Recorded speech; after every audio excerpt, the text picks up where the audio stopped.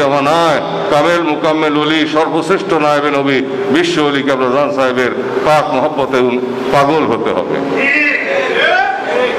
সেই উন্মাদনায়, সেই ভালোবাসায়, সেই প্রেমাকর্ষণে আপনারা ঐক্যবদ্ধ আছেন।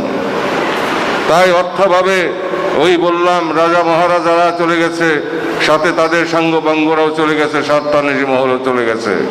রয়ে গেছে আমার বাবার কোটি কোটি সন্তান, জাকের পার্টির নেতা কর্মী সদস্য শুভানুধ্যায়ীগণ, সাধারণ নিরন্ন মানুষ। তারা বিন্দু বিন্দু করে মহাসিন্ধু তৈরি করে। অনেক সময় তারা সফল হয়, অনেক সময় তারা আংশিক সফল হয়। আর্থিক কারণে তারা আসতে পারে না, যানবাহনের ভাড়া তারা দিতে পারে না, কিন্তু তারা অবিচল।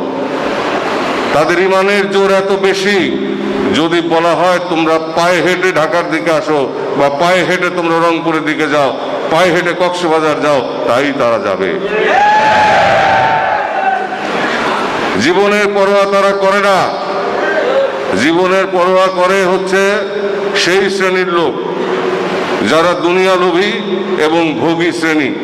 তারা জীবনের পরোয়া করে, জীবনের মায়া করে। আর দুঃখী মানুষের জীবনের মায়া থাকে না, জীবনের মায়া কম থাকে। এবং এই দুঃখী দরিদ্র মানুষরাই পয়গম্বরদের সহচর হয়েছে, এই দুঃখী দরিদ্র মানুষরাই ওলি আল্লাহদের সহচর হয়েছে। তাই পৃথিবীর কাজ করতে হবে, কিন্তু পৃথিবীর মধ্যে ডুবে যাওয়া যাবে না। কারণ এখান থেকে আমাদেরকে চলে যেতে হবে। এটা হচ্ছে খানিকক্ষণের পান্থশালা। এখান থেকে আমাদের চলে যেতে হবে। এজন্য আমাদের প্রতিটি কাজ কেবলাজানের হুকুম মোতাবেক করতে হবে। এই জাকের পার্টি আবার কেবলাজানের হুকুমে প্রতিষ্ঠিত। আদব, বুদ্ধি, মহব্বত, সাহস, ইবাদত এবং খেদমতের আদর্শান্বিত ধারক এবং বাহক এই জাকের পার্টির পতাকার নিচে থাকতে হবে। ঐক্যবদ্ধ হতে হবে বাংলাদেশের সমস্ত মানুষকে। এমন একটা সময় সামনে আসছে, এমন কিছু ঘটনা ঘটবে যখন এই দেশের মানুষ এই জাকের পার্টির পতাকার নিচে সমবেত হবে।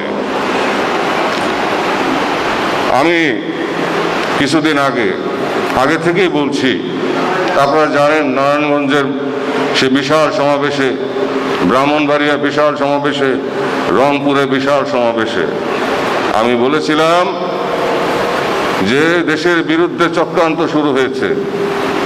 দেশের